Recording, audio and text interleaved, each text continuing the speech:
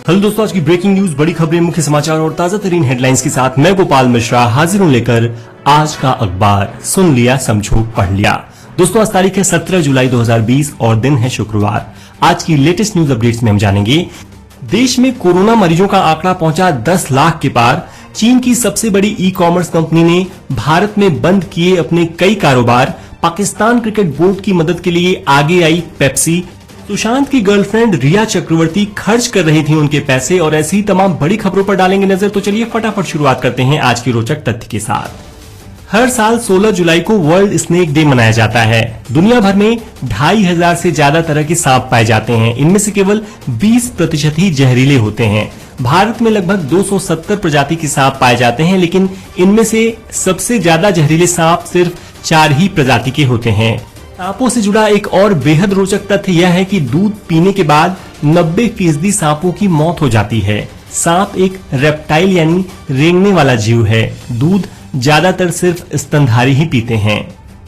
अब सुनते हैं देश दुनिया राजनीति की सभी बड़ी खबरें। देश में कोरोना मरीजों का आंकड़ा 10 लाख को पार कर गया है। लगातार दूसरी बार सिर्फ 3 दिन में 1 लाख नए संक्रमित मिले हैं। कुल मौतों के मामले में हम 8वें नंबर पर पहुंच गए हैं, जहां 25,000 से भी ज्यादा लोगों की मौत हो चुकी है। देश में 5 लाख से 10 लाख केस पहुंचने में 20 दिन लगे। वहीं अमेरिका में 5 से 10 लाख केस 17 दिन में हो गए थे, जबकि ब्राजील में 20 दिन में 5 लाख से 10 लाख केस पहुंचे थे। भीमा कोरेगांव मामले में आरोपी कवि वरवर राव कोरोना पॉजिटिव पाए गए हैं। इंडियन मेडिकल एसोसिएशन ने कहा है कि अब तक देश में 99 डॉक्टर्स की कोरोना के चलते मौत हो चुकी है। इंदौर में 20 लोग से ज्यादा के शादी समारोह में शामिल होने पर रोक लगा दी गई है। केरल हाईकोर्ट ने राज्य में 31 जुलाई तक सभी तरह के कार्यक्रमों, खास तौर पे विरोध प्रदर्शनों और जुलूसों पर प्रतिबंध लगा दिया है। इस बीच कर्नाटक के स्वास्थ्य मंत्री वी श्रीरामुलु ने कहा है कि संक्रमण से अब सिर्फ भगवान ही बचा सकते हैं। दोस्तों, राज्यों से जुड़ी और भी बड़ी खबरें जानने के लिए कृपया इस ऑडियो के बाद इसी चैनल पर राज्यवार खबरें जरूर सुनें। अब बात करते हैं दुनिया की।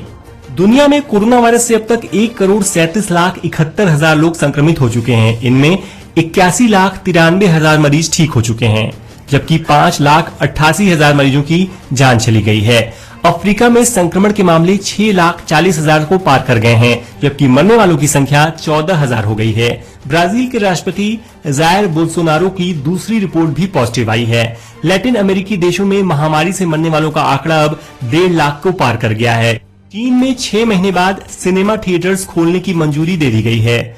दक्षिण अफ्रीका में संक्रमितों का आंकड़ा 3 लाख को पार कर गया है। यहाँ 4,400 मौतें हो चुकी हैं।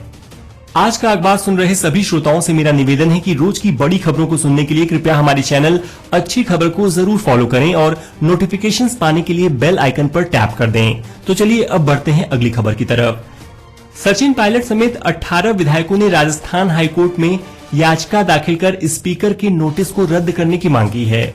अब इस मामले की सुनवाई आज होगी। हाईकोर्ट में गुरुवार को 2 बार इस मामले की सुनवाई हुई। पहले सिंगल बेंच ने मामला सुना और फिर पायलट खेमे ने दोबारा संशोधित याचिका पेश की। इसके बाद मामला डबल बेंच को भेज दिया गया है।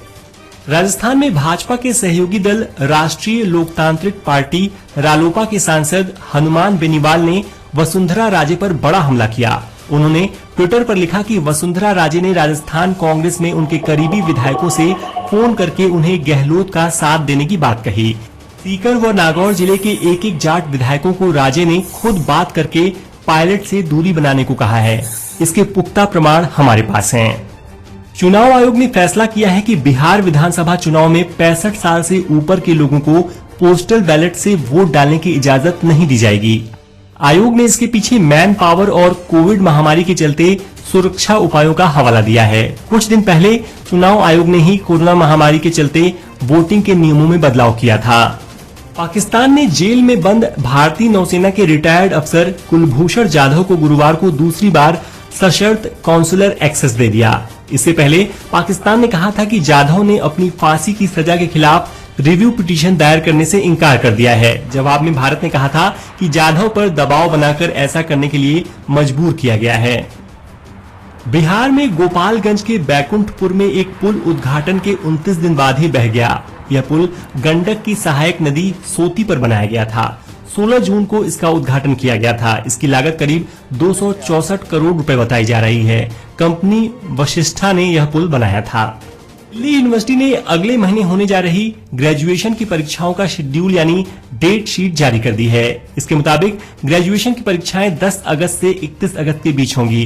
कोविड-19 महामारी के चलते इस बार डीयू सिर्फ फाइनल ईयर के स्टूडेंट्स की परीक्षा करा रहा है।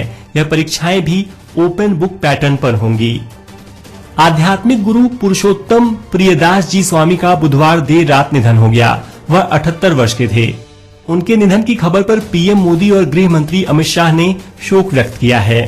रिलायंस इंडस्ट्रीज लिमिटेड आरआईएल की ऑयल टू केमिकल कारोबार में से 20% हिस्सेदारी सऊदी अरामको को बेचने को लेकर चल रही बातचीत रुक गई है। इस मामले से वाकिफ 4 सूत्रों के हवाले से रॉयटर्स की रिपोर्ट में कहा गया है कि कोविड-19 के चलते एनर्जी मार्केट पर पड़े प्रभाव के कारण यह बातचीत रुकी है। खबर है कि आरामको ने दोबारा वैल्यूएशन की मांग रखी है। पहले $15 बिलियन में ये सौदा होने की बात कही गई थी।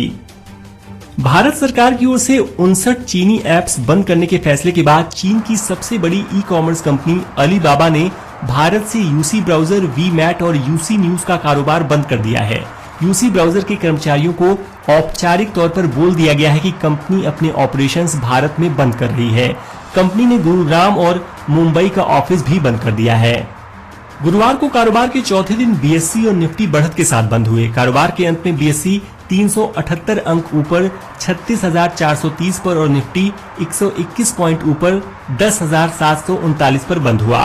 स्मार्टफोन निर्माता कंपनी वीवो ने कहा है कि कंपनी स्थानीय स्तर पर डिवाइस डेवलप करने के लिए भारत में इंडस्ट्रियल डिजाइन सेंटर की स्थापना करेगी। साथ ही कंपनी में कर्मचारियों की संख्या को बढ़ाकर 50,000 पर पहुंचाया जाएगा। वीवो इंडिया के डायरेक्टर ने कहा कि कंपनी ने भारत में 7,500 करोड़ रुपए के निवेश की घोषणा की है। अब सुनते हैं खेल जगत के मुख्य समाचार। मैनचेस्टर टेस्ट के पहले दिन इंग्लैंड ने टी ब्रेक पर 3 विकेट पर 112 रन बना लिए थे। फिलहाल बेन स्टोक्स और डॉम सिबली खेल रहे हैं। इंग्लैंड के लिए आखिरी आउट होने वाले खिलाड़ी कप्तान जो रूट रहे। उन्हें अल्जारी जोसेफ ने 23 रन पर आउट किया। National rifle association of India Olympic की तैयारी को देखते हुए 1 अगस्त से दिल्ली के कर्णी सिंह शूटिंग रेंज में शूटिंग का नेशनल कैंप लगाएगा। ओलंपिक कोर ग्रुप में शामिल 34 शूटर्स को अनिवार्य रूप से इस ट्रेनिंग कैंप में हिस्सा लेना होगा। शूटर्स को फरीदाबाद की मानव रचना यूनिवर्सिटी में रखा जाएगा। यही नहीं, कैंप में शामिल होने से पहले शूटरों को अपनी कोरोना रिपोर्ट भी सौंपनी होगी। भारतीय क्रिकेट कंट्रोल बोर्ड बीसीसीआई अध्यक्ष सौरव गांगुली के बड़े भाई स्नेहाशीष का कोरोना टेस्ट पॉजिटिव आया है। इसी के साथ सौरव ने बुधवार को खुद को होम क्वारंटाइन कर लिया है। पूर्व cricketer Snehasish cricket association of Bengal के ज्वाइंट सेक्रेटरी हैं। कोरोना के कारण आर्थिक संकट से जूझ रहे पाकिस्तान क्रिकेट बोर्ड की मदद के लिए पेप्सी कंपनी आगे आई है। पीसीबी के साथ गुरुवार को पेप्सी ने 1 साल के लिए करार बढ़ा लिया है। अब इंग्लैंड दौरे पर पाकिस्तान टीम की किट और जर्सी पर पेप्सी के साथ शाहिद अफरीदी फाउंडेशन का लोगो भी नजर आएगा। दोस्तों, आगे बढ़ने से पहले आपसे एक छोटी सी रिक्वेस्ट करना चाहूंगा कि आज का अखबार एक distraction free informative news show है, इसलिए प्लीज इसे अपने व्हाट्सएप ग्रुप्स में जरूर शेयर करें और हमें अधिक से अधिक लोगों तक पहुंचने में मदद करें। तो चलिए अब सुनते हैं मनोरंजन जगत की कुछ बड़ी खबरें।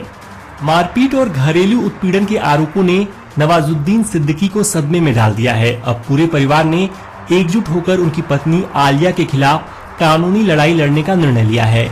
नवाजुद्दीन के 4 भाइयों और उनकी पत्नियों ने आलिया के खिलाफ अपने वकील से मानहानि और धोखाधड़ी का नोटिस जारी किया है। हालांकि नवाजुद्दीन अभी इस मामले में कुछ भी बोलने को तैयार नहीं हैं। अपनी बेहतरीन फैन फॉलोइंग के चलते श्रद्धा कपूर ने इंस्टाग्राम पर 50 मिलियन फॉलोअर्स का आंकड़ा पार कर लिया है। श्रद्धा दीपिका को पछाड़ते हुए अब इस रेस में दूसरे स्थान पर हैं, जहां प्रियंका के 54.9 मिलियन फॉलोअर्स हैं, वहीं दीपिका के 50.5 मिलियन हैं। अपनी खुशी जाहिर करते हुए श्रद्धा ने इंस्टाग्राम पर लिखा, धन्यवाद धन्यवाद धन्यवाद 50 मिलियन बार। सुशांत सिंह राजपूत मामले में पुलिस को सबूत मिले हैं कि उनकी गर्लफ्रेंड रिया चक्रवर्ती उनके पैसे खर्च कर रही थी। पुलिस ये पता लगा रही है कि उन्होंने कितने पैसे खर्च किए। यह भी कहा जा रहा है कि अब तक जिन लोगों से पूछताछ हुई है उनमें से किसी ने भी करण जौहर के खिलाफ बयान नहीं दिया है। गौरतलब है कि सुशांत की मौत के बाद से ही करण लगातार सोशल मीडिया यूजर्स के निशाने पर हैं। उन पर नेपोटिज्म को बढ़ावा देने के आरोप लग रहे हैं। सुशांत सिंह राजपूत सुसाइड केस में सीबीआई जांच की मांग करने वालों में अब एक्ट्रेस रिया चक्रवर्ती का भी नाम जुड़ गया है। रिया ने इस संदर्भ में 2 ट्वीट किए हैं और गृह मंत्री से मामले में दखल देने की अपील की है।